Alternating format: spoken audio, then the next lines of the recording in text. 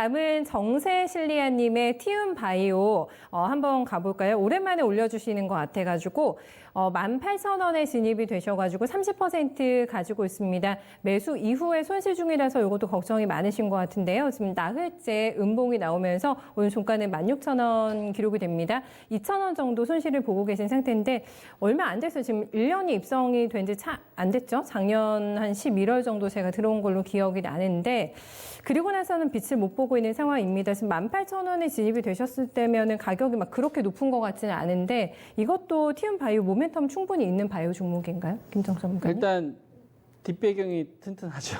케미칼. 그렇죠. 네. 케미칼에서 실력 있는 사람이 나와서 차린 회사고 그다음에 그 메지온처럼 희귀 질환 관련된 파이프라인을 가지고 있는 업체들은 그 정부 쪽에서 도와줘요. 지원이 있어요. 그렇죠. 왜냐면 이제 희귀 질환이 가지고 있는 장점과 이제 단점은 뭐냐면은 시장 규모가 일단 작아요. 네. 그래서 매출로 올라갈 수 있는 한계치가 좀 분명히 있죠. 요게 이제 그 우리나라 같은 경우에는 사이즈가 작지만 미국 같은 경우만 하더라도 인구가 3억 3천만 명이잖아요. 그러니까 네. 거기서 희귀 질환이라고 하면 몇만 명이 되는 거니까 우리나라로 봤을 때는 얼마 되진 않지만 미국으로 봤을 때는 규모가 좀 큰 거죠.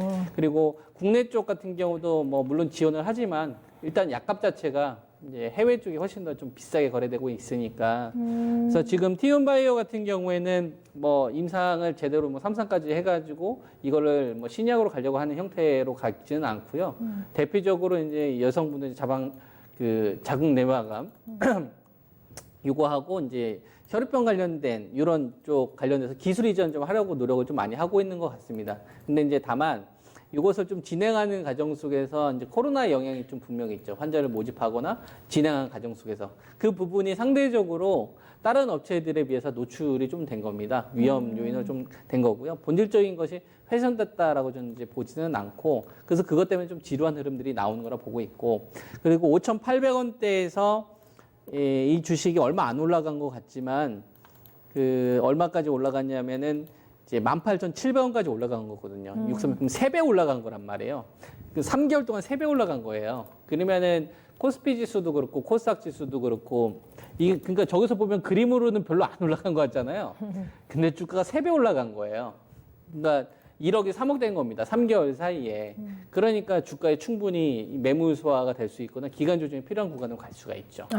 우리가 차트가 저런 걸로 봤었을 때는 이제 위로 꼭 찍고 쫙쫙 이렇게 뻗는 주식들이 더 많이 간 것 같지만 저게 5,800원에서 18,700원 간 거기 때문에 3배 간 겁니다. 많이 올랐죠. 3개월 사이에. 네. 그러니까 당연히 좀 쉬는 흐름들이 나오는 거죠. 그래서 모멘텀도 일단 다 주가에 반영이 됐다라고 보는 거고.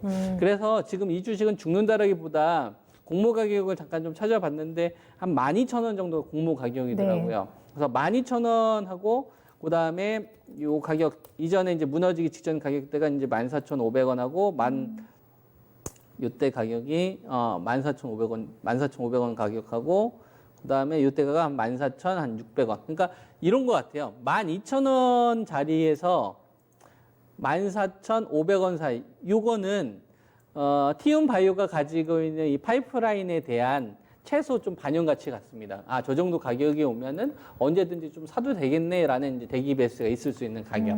그러면 이런 가격대는 좀 임상 실험 좀 진행하거나 기술 이전 관련된 논의가 조금 미뤄지더라도 한번 승부해 볼 만하거든요. 그래서 저 정도 오게 되면 저는 오히려 매수를 더 해도 된다라고 보고 있고 지금 시점에서는 좀 죽기보다는 매물을 좀 소화하는 구간이 좀 필요하지 않을까. 차익 실험 물량도 동행이 되다 보니까 3배 정도 올라왔으니까 이 물량들 좀 흡수하는 부분들이 좀 필요하거든요. 그 구간으로 좀 가고 있다. 이렇게 저는 좀 판단을 합니다. 그래서 단기적으로는 좀 가격 조정이나 차익 매물들이 나올 수 있는데 이게 뭐 죽는 흐름으로 가기보다는 매물을 좀 모았다가 다시 가는 형태의 흐름이 좀 나오지 않을까. 이렇게 저는 판단합니다. 그래서 이거를 단기로 생각하셨다면 방향이 조금 틀리신 거고 이거는 시간에 대한 투자가 있으면 분명히 보답도 있겠죠? 티움바이오? 근데 이거를 뭐 단기로 생각을 했다고 한다면은 지금 진입하셨을 때가 18,000원 거의 최고점에서 들어가셨네요. 네. 그러니까 이게 항상 좀 문제인 것 같아요. 그러니까 좋은 주식이라고 하더라도 진입 시점이나 가격대가 되게 중요하잖아요. 그러니까요. 이게 분위기에 심취해서 따라가는 경우가 되게 많거든요. 하다못해 이제 분할 매수라도 조금 더 했었으면 좋았을 텐데 이 부분이 상대적으로 아쉽고요. 18,000원이면은 그냥 신고가가 나야만 되는 상황인 거잖아요. 맞아요. 네. 그리고 여기서 아래쪽으로 더 빠지게 되게 되면은 14,500원까지 열려 있는 거니까 지금 시청자님께서 결정을 좀 하셔야 될 것 같습니다. 저 같으면 18,000원 좀 회복되는 거 보고 결정할 것 같아요.